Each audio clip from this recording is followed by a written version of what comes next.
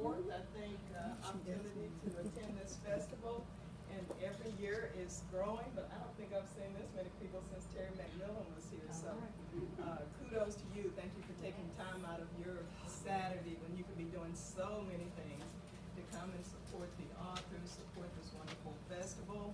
I want to thank the library, which has hosted this event every year, I believe. And we really, really appreciate your support of this entire community. There are so many events here. When I moved here 8 years ago, I thought they didn't have another venue.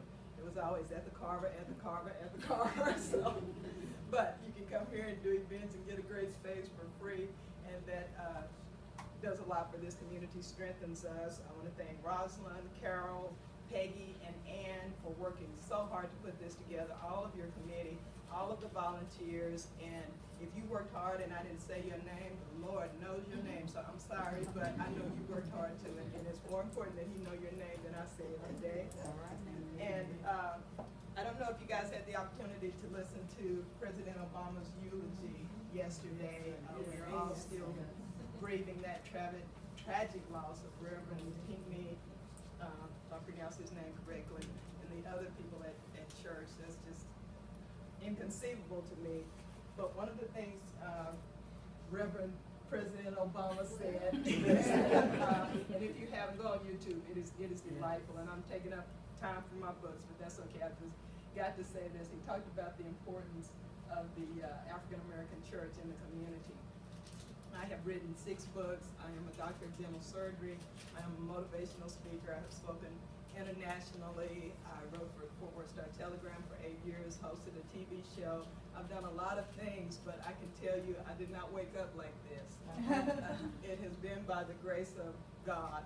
And one of the things President Obama said was that young African-American children learn some important things in the church.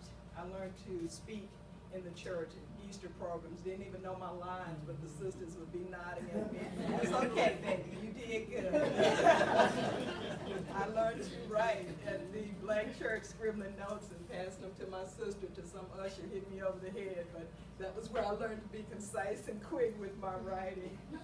And I learned to read, studying for my Sunday school lessons and being asked to read aloud from the Bible. So it's just a remarkable, remarkable eulogy that he gave yesterday. I encourage you to watch it at your opportunity.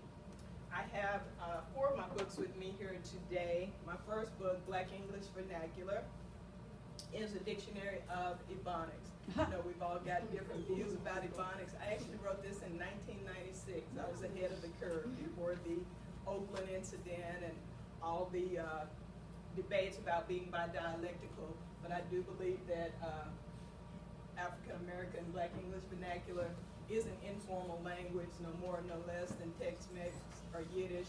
And in this book, what I did is standard English equivalents. I have 2 sons who are 23 and 30 years old. I have 2 grandchildren. And so if they would come to me and say something like, Mama then went to the store, I'd say, I need you to do the standard English equivalent of that. And they would have to respond, my mother and her companions. So only $5 today. When the Sisters Fed Up is my first novel. I had a book in between there, a collection of columns, Mom, Are We There Yet? Kind of Irma Bombeck, Bill College Fund. No, I'm not going to do Bill. Quite stout, and you can get that online. They're all available on Amazon or BEV. Y'all can tell I've been doing this a while because there would be relentless grinding and promotion. When the Sisters Fed Up, my first novel, self-published, in essence bestseller.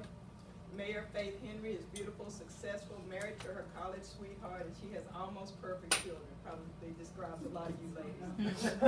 So why is she unhappy?